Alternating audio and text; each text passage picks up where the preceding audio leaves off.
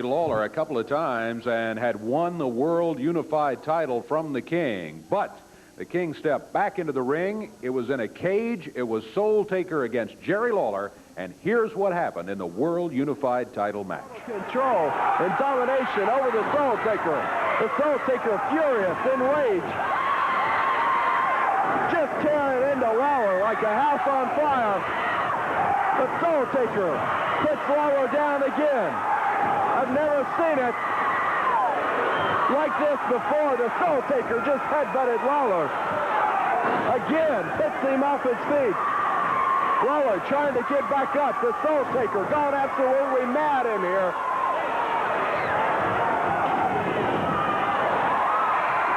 Lawler comes down with that strap, says he's had enough, sends the big man down on the canvas. The King fired up and ready for the Soultaker. Lawler working the Soultaker over now down on the canvas. Picking the big man up. Big right. Just levels the man.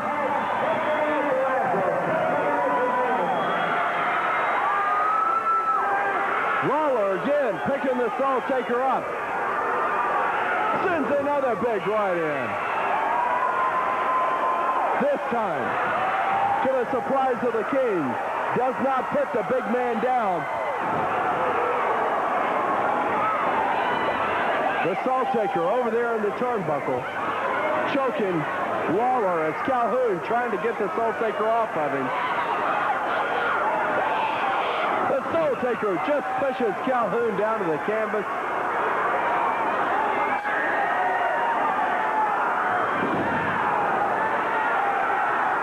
The Soultaker calling for Nate the Rat to come into the ring with that cane. Nathaniel Whitlock now climbing up onto the top rope. As Lawler takes him, throws him in on top of the Soultaker. Lawler with a pin. 3, that's it. Lawler regains the unified World Heavyweight title.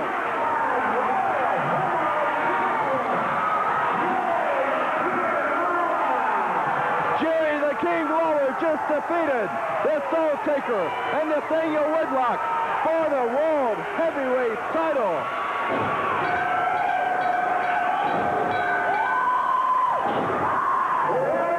The Soultaker, furious, jumps Lawler. That's the Dirty White Boy coming in here. Dirty White Boy now in there on Lawler. Along with the Soultaker, Calhoun still calling for the bell. As Lawler comes out victorious over the Soultaker, again regaining the unified World Heavyweight title. Dutch Mantel in here coming in to help out Lawler. Jumps the Soultaker and the Dirty White Boy.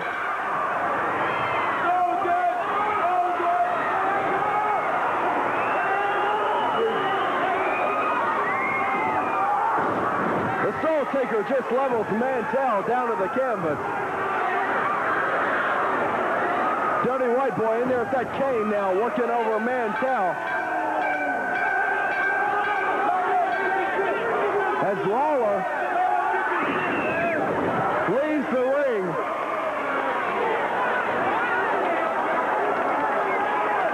As the White Boy sends the Soultaker right into the...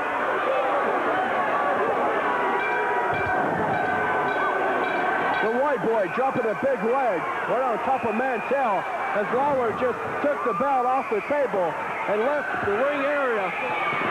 And Frankie Lancaster and Chris Champion coming in here. Well, you saw Lawler just leave the cage and the entire wrestling area as Dutch was in trouble there. Here comes Dutch right now. Get his comments on the situation which occurred there as Lawler, remember, did regain the belt. Dutch? All right, I'm a man out here. I'm looking for some answers today, and I want them face-to-face, and I want to call Jerry Lawler out right here, right in front of me, and I want an answer to me. I want to answer to these fans why he acted the way he did. Now, I knew he was going after the Soultaker for the world's title. And he asked me, I know he asked me to stay out of the ring. I stayed out of the ring because there was a cage there. And he said out of his own mouth, he said the cage is not to keep the Soultaker and myself in, it's to keep Dutch out. Well, I stayed out to the conclusion of that match.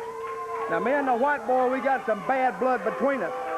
And I see him coming over here right now, and he's right over there, and he's staggering over here. And I want to ask him, I want him to step right over here. And I'm glad he came out here, because I want him to come right to my face right now, and I want him to tell me why he acted the way he did. Well, now, you want to know what, Dutch? he wants to know why you acted the way you did. Dave, you're not in this. I want to ask you. Don't want to be. You asked me to stay out of the ring, right? And I stayed out of the ring to the conclusion of that match. Now, is that what you meant, or did you mean something else? Stay out of it totally, or what did you mean? You think this is funny or something? You left me to the dogs, brother. I got them off you. And you left me there, and you walked right out of that cage and right around. Why did you do it, Jerry? You know, there's a thing called compassion. I come in, just maybe I thought you might get up and we might put bygones behind us and you could help me a little bit, but no. You saw fit to walk right out of that cage. You didn't even look back once you stepped out. You didn't care. And you kept going right to the back of that Mid-South Coliseum. Did you or did you not? You know what? You said the key word there, Dutch Mantel. I didn't care. And I'm going to tell you why I didn't care, Dutch. Because you see, have you ever heard the old story about the guy that was plowing his field there and the mule stopped, and the guy gets out and he gets a 2x4 and he hits the mule right in the middle of, right between the eyes there? You ever heard that old story? That's just to get his attention. Well, see, I think that's what it takes to get your attention, because I don't know how many times, I don't know how clear I have to make it, I don't know how, if I have to write it down, I don't know if you could read it or not, but what I have to do, Dutch, to get it through your thick skull that I don't want your help, I didn't ask for your help. As a matter of fact, I asked you to stay out of my business, and you constantly and continually keep sticking that nose of yours in my business where it don't belong.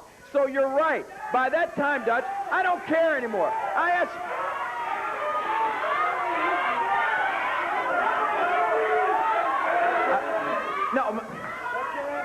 No, that's not all of my answer, Dutch. I got a little more answer to it. All I want to tell you is this. See, you hear the fans over here. Now, you hear them over there, and they can't understand why you did it, Jerry. No, they do you understand why I did it, don't you? Do they understand? Why don't you turn around and help me?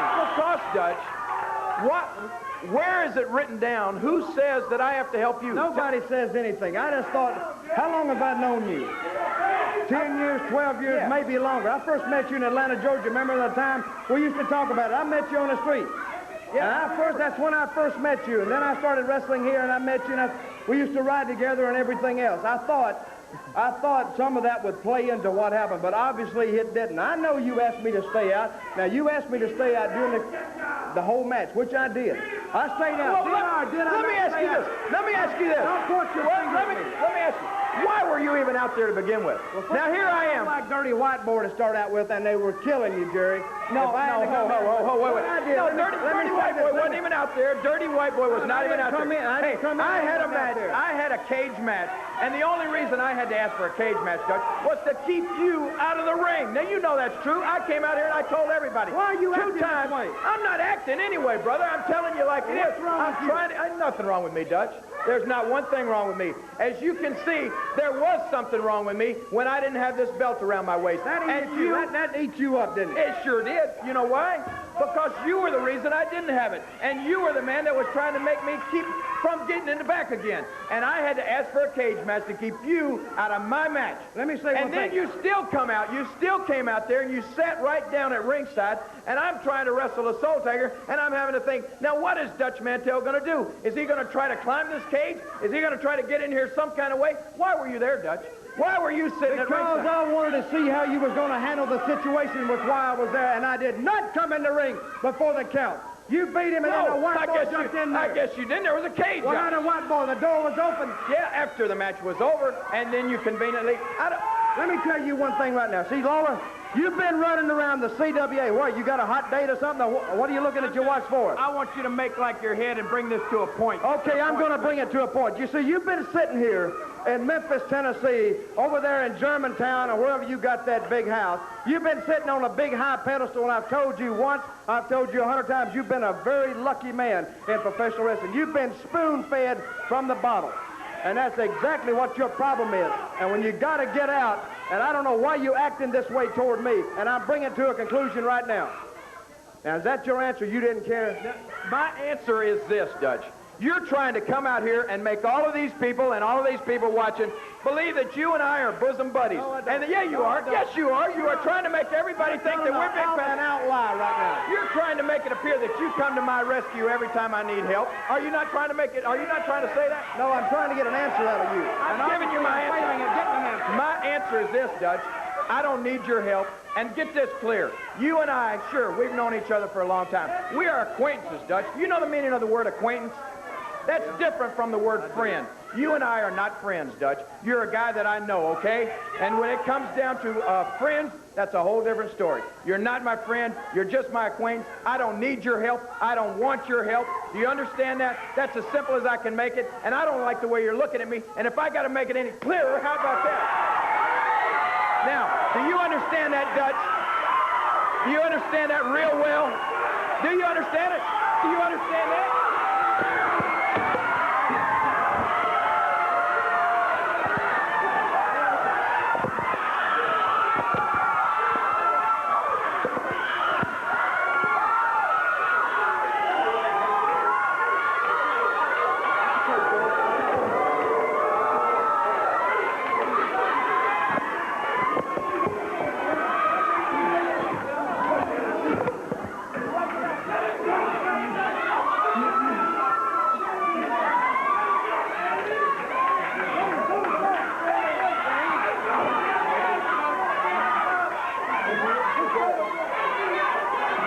We'll take a break. We'll be right back.